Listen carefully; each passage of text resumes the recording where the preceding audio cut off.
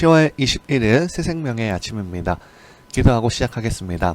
사랑과 진리의 하나님 아버지, 오늘도 우리를 말씀 앞에 부르시고 마음을 겸손케 하시니 감사합니다. 오늘 우리의 열심이 방향을 잃지 않게 하여 주시고 사람을 위한 열심이 아니라 하나님을 위한 순종과 기쁨의 하루 되게 하여 주시옵소서. 핍박과 어려움 속에서도 결코 복음을 포기하지 않는 믿음을 주시길 소망하며 예수님 이름으로 기도드리옵나이다. 아멘. 오늘 주시는 하나님의 말씀은 사도행전 17장 4절에서부터 15절까지의 말씀입니다. 그 중에 어떤 사람 곧 경건한 헬라인의 큰 무리와 적지 않은 귀부인도 권함을 받고 바울과 실라를 따르나 그러나 유대인들은 시기하여 저자의 어떤 불량한 사람들을 데리고 떼를 지어 성을 소동하게 하여 야손의 집에 침입하여 그들을 백성에게 끌어내려고 찾았으나 발견하지 못하매 야손과 몇 형제들을 끌고 옵장들 앞에 가서 소리질러 이르되 천하를 어지럽게 하던 이 사람들이 여기도 이름에 야손이 그들을 맞아 들였도다. 이 사람들이 다 가이사의 명을 거역하여 말하되 다른 임금 곧 예수라 하는 이가 있다 하더이다 하니 무리와 읍장들이 이 말을 듣고 소동하여 야손과 그 나머지 사람들에게 보석금을 받고 놓아주니라. 밤에 형제들이 곧 바울과 실라를 베레아로 보내니 그들이 이르러 유대인의 회당에 들어가니라.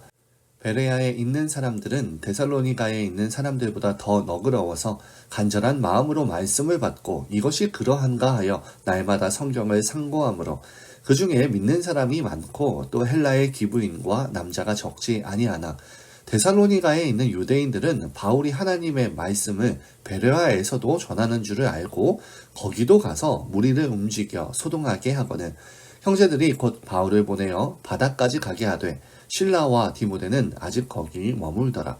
바울을 인도하는 사람들이 그들을 데리고 아덴까지 이르러 그에게서 실라와 디모데를 자기에게로 속히 오게 하라는 명령을 받고 떠나니라. 아멘.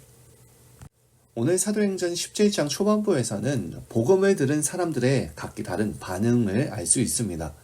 같은 복음을 들었지만 어떤 사람은 시기와 질투로 반응하고요. 어떤 사람은 진리로 반응하여서 올바른 열심을 나타냅니다. 오늘 본문을 통해서 세 가지를 알아볼 텐데요. 첫째는 하나님의 뜻을 모르면 열심이 잘못된 방향으로 흐른다는 것. 그리고 두 번째는 행위는 그 사람의 신앙의 실체를 드러낸다는 것. 그리고 셋째는 참된 사명자는 환경과 관계없이 복음을 지속한다는 것에 대해서 살펴보도록 하겠습니다. 첫째로 하나님의 뜻을 모르면 그릇된 열심을 냅니다. 사도행전 17장 13절입니다. 데살로니가에서 유대인들이 바울이 하나님의 말씀을 베레아에서도 전하는 줄을 알고 가서 무리도 소동하게 하거늘. 데살로니가의 유대인들은 바울이 베레아에서 복음을 전한다는 소식을 듣고 쫓아가서 방해합니다. 그들은 하나님을 위한다라고 믿었지만 실제로는 하나님의 사역을 막고 거스르는 자들이었습니다. 이것이 바로 지식 없는 열심입니다. 바울 역시 회심 전에는 같은 사람이었습니다. 사도행전 22장 3절에 하나님께 대하여 열심하는 자, 그가 바로 바울이었지만 그 열심은 교회를 핍박하는 잘못된 방향이었습니다. 열심은 많았으나 진리를 몰랐던 사람이었는데요. 그래서 우리는 열심을 좀 분별할 수 있어야 합니다. 그 모든 것의 동기가 하나님 중심인지 인간 중심인지 말입니다. 참된 열심은 말씀과 성령의 인도 아래에서 하나님의 뜻에 따라 순종으로 드러납니다. 하지만 그릇된 열심은 자기 의와 감정에서부터 나옵니다. 내가 옳다는 확신이 강할수록 하나님께 불순종하는 일에 빠지기 쉽습니다. 그래서 바울은 로마서 10장에 이렇게 고백합니다. 그들이 하나님께 열심이 있으나 지식을 따라 된 것이 아니니라. 하나님의 뜻을 모르는 열심은 결국 이런 파괴적인 결과를 낳게 합니다. 그렇기 때문에 우리는 항상 점검해 봐야 됩니다. 열심보다 중요한 것이 방향이라는 생각을 가지고 하나님의 중심의 것들은 생명을 세우고 인간의 중심의 것들은 관계를 무너뜨린다는 사실. 나의 열심이 하나님을 향하고 있는지 아니면 내 감정의 산물인 것인지 분별해야 합니다. 방향 없는 열심은 곧 폭풍과 같이 많은 것들을 흐트러뜨리고요. 방향 있는 열심은 하나님을 향한 바른 방향으로서 순종을 드러냅니다. 둘째로 행위는 그 사람의 정체를 드러냅니다. 오늘 본문의 5절인데요. 그러나 유대인들은 시기하여 저자의 어떤 괴악한 사람들을 데리고 때를 지어 성을 소동하게 하여 데살로니가의 유대 사람들은 바울의 복음으로 많은 헬라인과 기브인들이 예수님을 믿게 되자 그들은 시기합니다. 그 시기는 곧 이후에 폭력적인 행동으로 나타나는데요. 그들은 하나님의 이름을 내세웠지만 실제 목적은 자신들의 기득권과 종교적인 자존심이었습니다. 예수님은 마태복음 7장 16절에 말씀하셨습니다. 그들의 열매로 그들을 알지니. 믿음은 말이 아니라 삶의 열매로 드러납니다. 참된 성도는 사랑과 평안을 낳고요. 거짓된 신앙은 시기와 분별의 삶의 열매를 맺습니다. 그렇기 때문에 우리의 행위들이 어디에 근거한 것인지를 바르게 항상 분별해야만 합니다.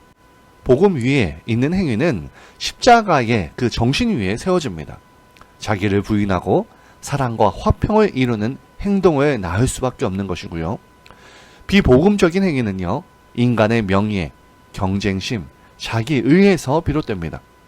겉으로는 열심이지만 속은 율법주의와 교만입니다. 곧 바르게 신앙생활을 하기 위해서는 우리 안에 은혜가 날마다 중심이 되어져야만 합니다. 모든 행위의 출발점을 하나님의 은혜에 대한 감사로 두는 것이 필요하다는 것이고, 반대로 그릇된 신앙은 인간 중심입니다. 자기의 힘으로 의를 세우려고 하는 공로적인 신앙으로 흐릅니다.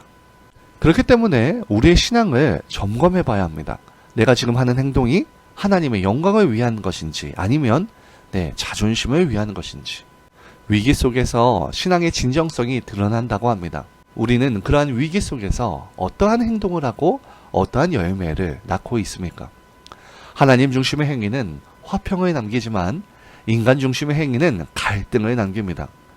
우리의 말과 행동이 이 복음의 향기를 잘 전달하고 있는지를 살펴보아야 하고요. 참된 신앙은 은혜 위에 세워진 행위로 증명된다는 사실을 날마다 기억해야 합니다.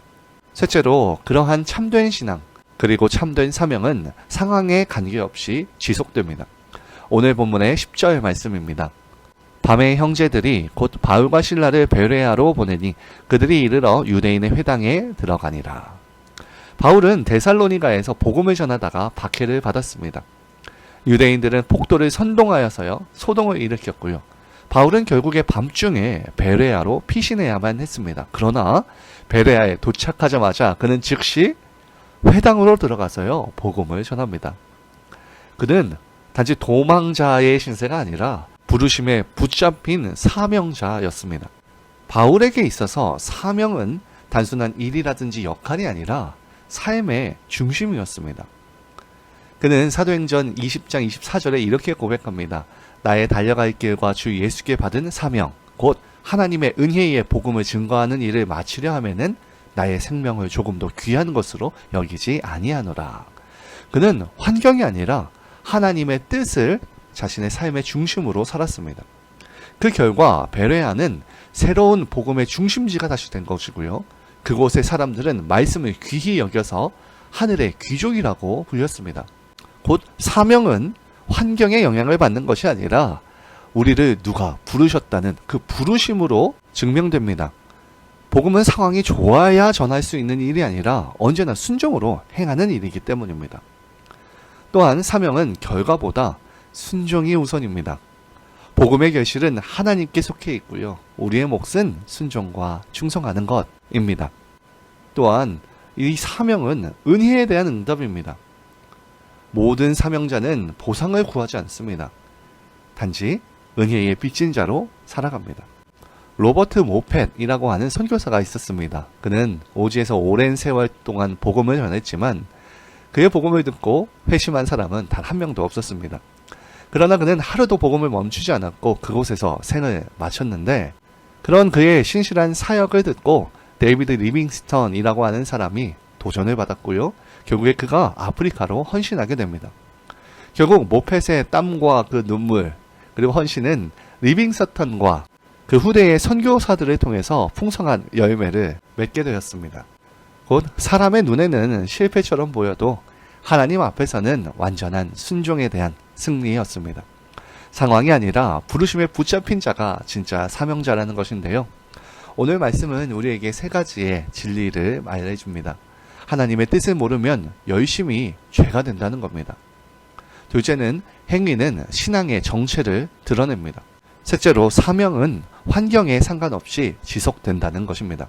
오늘 우리의 신앙이 바른 열심, 참된 행위, 지속되는 사명이라는 그런 믿음 위에 세워져서 어떤 상황에도 복음을 전하는 우리 주님을 닮아가는 제자로 살아가기를 축원합니다.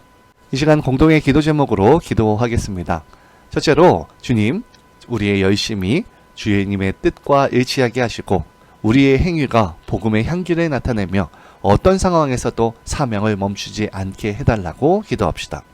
둘째로 화요일에는 성도들을 위해서 기도합니다. 모든 성도들에게 영적인 순수함과 영권을 주시고 복음의 능력이 살아있게 하셔서 온 성도가 받은 은사대로 마음껏 쓰임받게 하시고 날마다 쉬지 않고 성장하여서 작은 예수의 삶을 살게 해달라고 기도합시다. 이후에 개인 기도 하시겠습니다.